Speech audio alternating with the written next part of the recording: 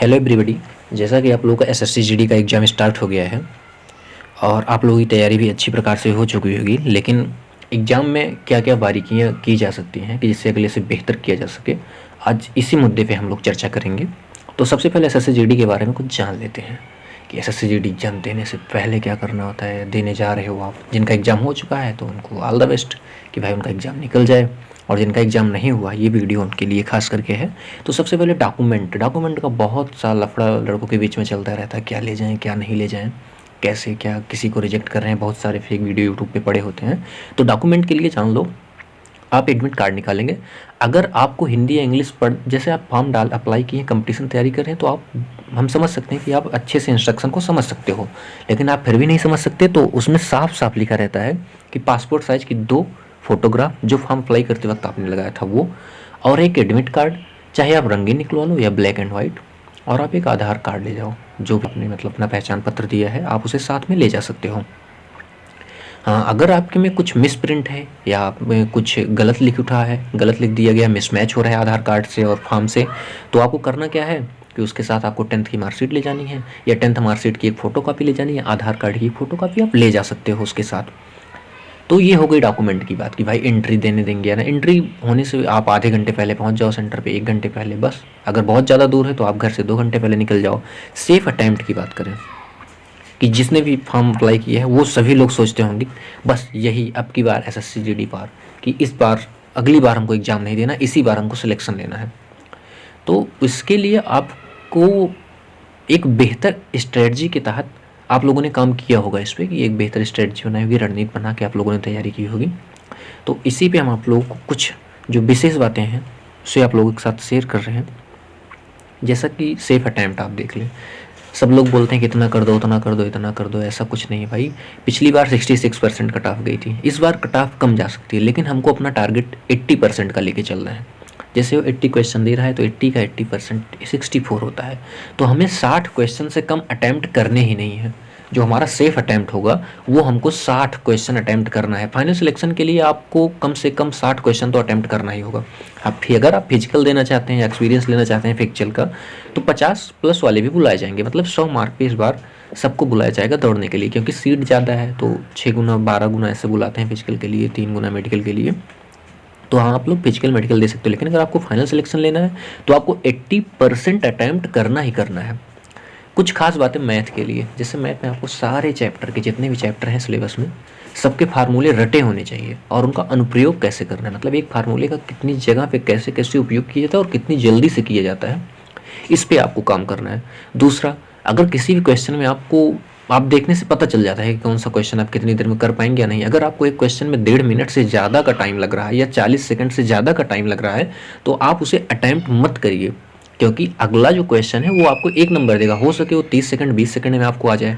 तो आपको इन सभी बातों का ध्यान रखना है कि किसी भी क्वेश्चन के चक्कर में 1 मिनट से, मतलब आप अगर एक क्वेश्चन के पीछे 1 मिनट से ज़्यादा टाइम बर्बाद करें तो आप अपने 2 मार्क गंवा रहे हो कहीं ना कहीं, किसी ना किसी क्वेश्चन के पीछे। मान लो आपने कोई एक क्वेश्चन टफ उठा लिया और सॉल्व करना स्टार्ट किए, प्रेशर के चलते आपको क्वेश्चन आ रहा है, फिर वह आपका ऑप्शन नहीं मैच कर रहा है, फिर तो आपने 2 मिनट बर्बाद किए। 2 मिनट में हो सके आप 30-30 सेकंड के 4 क्वेश्चन कर लेते, और आपको टाइम शार्टेज लगना स्टार्ट हो जाएगा कि मैं कर नहीं पा रहा हूँ, ये नहीं कर पा रहा हूँ, वो नहीं कर पा रहा हूँ। रीजनिंग के क्वेश्चन 20 क्वेश्चन आएंगे ही। तो रीजनिंग ऐसी होती है, अगर आपका माइंड सेटअप अच्छा खासा है तो आप 15 क्वेश्चन आसानी से कर सकते हो। तो रीजनिंग में ऐसा नहीं कि जैसे अगर आप फंस रहे हो तो छोड़ो अगले पे पढ़ो, छोड़ो अगले पे पढ़ो, छोड़ो अगले पे पढ़ो। कई लोग बोलते हैं सबसे पहले मैंने मैथ किया, हिंदी किया, कुछ नहीं। जिस हिसाब से पेपर दिया हुआ है आप अपना पेपर उसी हिसाब से अटैम्प्ट करो। जैसे पहले अगर उसने रीजनिंग दे रखी है तो सबसे पहले रीजनिंग लगाओ, रीजनिंग के बाद हिंदी दे रखी है तो हिंदी लगाओ, हिंदी के बाद गणित दे रखी है तो गणित लगाओ, जीके दे रखी है जीके लगाओ।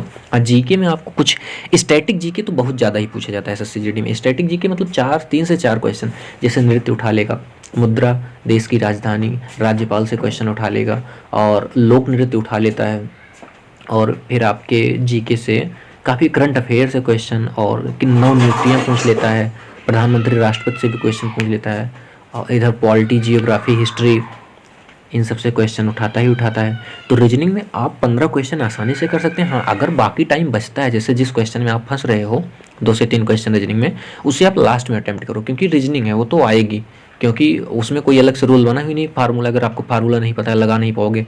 ऐसा तो नहीं कि आपको फार्मूला अप्लाई करना है तभी रीजनिंग के क्वेश्चन सॉल्व होंगे।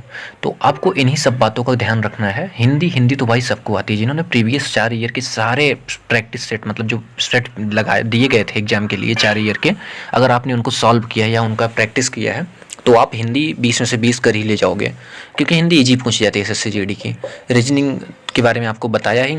अब चलिए चर्चा कर लेते हैं इसकी एक्यूरेसी पर, कि एक्यूरेसी कितनी मायने रखती है आपको सिलेक्शन दिलवाने में या ना दिलवाने में। हाँ, मान लो 80 क्वेश्चन दिए SSC GD ने, आपने अटैम्प्ट ज़्यादा बताने के चक्कर में, अरे भाई मैंने इतना अटैम्प्ट किया, इसके चक्कर में आपने 80 में से 75 क्वेश्चन अटैम्प्ट कर दिए, और किसी बंदे ने 55 अटैम्प्ट किए और उसके 55 के 55 सही हैं, और आपने 75 अटैम्प्ट किया है और आपको ये भी नहीं पता है कि आपके 75 सही हैं, 74 सही है, 40 सही है। तो इसमें होगा क्या कि अगर उस बंदे के 55 में 55 सही हैं तो 110 मार्क तो पाएगा ही, उसके साथ उसके 10 के 15 मार्क और बढ़ जाएं, क्योंकि इस बार 2 नंबर का एक क्वेश्चन है, तो इस बार 16-16 मार्क इंक्रीज हो सकते हैं किसी भी बंदे के नॉर्मलाइजेशन में। और आप 75 क्वेश्चन अटैम्प्ट किए हैं और आपके 65 क्वेश्चन सही हुए, तो आप जहां 130 नंबर पाएंगे वहीं आपका 110 नंबर हो गया, मतलब 55 क्वेश्चन करने वाला बंदा आपसे आगे चला जाएगा और आप 65 क्वेश्चन सही करके पीछे आ जाओगे। तो एक्यूरेसी भी बहुत मायने रखती है आपको सिलेक्शन दिलवाने में। तो आप जितने क्वेश्चन आपको आ रहे हैं उतने ही अटैम्प्ट कीजिए। हो सके आप हार्ड शिफ्ट में हो, आपने एक अच्छी खासी पढ़ाई की हो, फिर भी आप क्वेश्चन नहीं अटैम्प्ट कर पा रहे हैं, तो हो सके आपका शिफ्ट ही हार्ड आया हो।